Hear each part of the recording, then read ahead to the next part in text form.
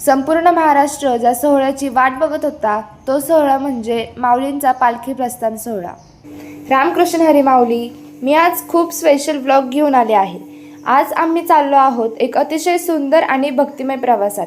आज संत ज्ञानेश्वर महाराज यांच्या पालखी सोहळ्याचं प्रस्थान आळंदी ते पंढरपूर। आम्ही सर्वजण खूप उत्साही आहे। आम्ही दरवर्षी माऊलींची पालखी सोडायला साई मंदिरापर्यंत जातो। तुम्ही कुठपर्यंत जाता हे कमेंट करून नक्कीच सांगा। आम्ही आता माऊली आणि मुक्ताईच्या घोड्याचे दर्शन घ्यायला चाललो आहोत। आम्ही घाबरत दर्शन घेत होतो कारण घोडा कधी पण लात मारेल ह्याची भीती वाटत होती। पहा इथे सर्वजण घोड्याचे दर्शन घेण्यासाठी धावत आहे। सगळ्यांच्या मनात ना भीतीच असते, पण कोणी दर्शन घेतल्याशिवाय राहत नाही। दर्शन घेतल्यावर एक वेगळाच आनंद वाटतो। तुम्ही पण हा आनंद अनुभवला असेल ना। पुढे आम्हाला गंध लावणारे बाबा दिसले, मग आम्ही आमच्या छोट्या वारकऱ्यापासून गंध लावायला सुरू केला। आमच्या छोट्या वारकऱ्याचा गंध लावून झाल्यावर आम्ही पण गंध लावून घेतला।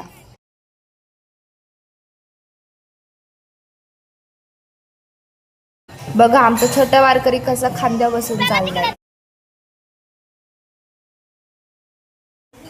इथं बघा या दोघांचं काय चालू आहे काय माहिती।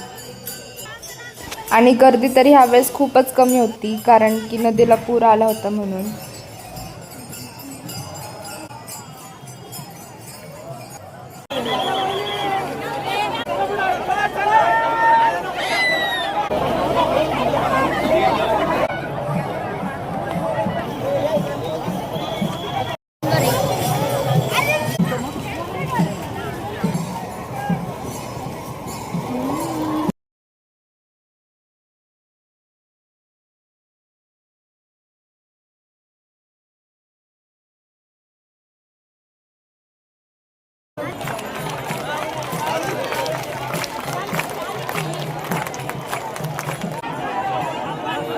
आता इथे पालखी थोरल्या पादुकांपाशी आली। आता थोड्या वेळाने आरती चालू होईल।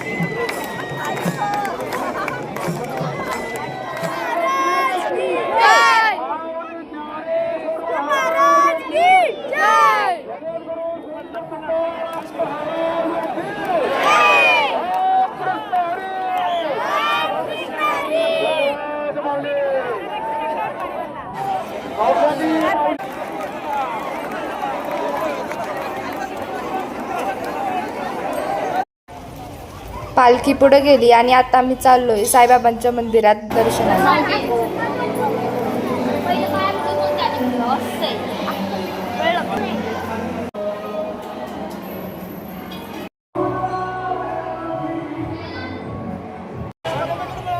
दर्शन घेऊन झाल्यावर आम्ही थोडा वेळ बसलो आणि इथं आमचा छोटा वारकरी बघा कसा खेळण्यात मग्न झालाय। दर्शन झालं, इथे सगळ्यांनाच भूक लागली होती म्हणून मग आम्ही सगळे नाश्ता करण्यासाठी गेलो। आम्ही इथं समोसा घेतला। समोसे तर मस्त गरम गरम होते। तर आमचा सगळ्यांचा नाश्ता करून झाला आणि आम्ही घरी जायला निघालो। तर तुम्हाला आजचा आमचा हा ब्लॉग कसा वाटला हे कमेंट करून नक्कीच सांगा। आणि तुम्ही पण आले होते का वारीला हे पण कमेंट करून सांगा। तर पुन्हा भेटूया अशाच एका नवीन ब्लॉगसोबत। धन्यवाद।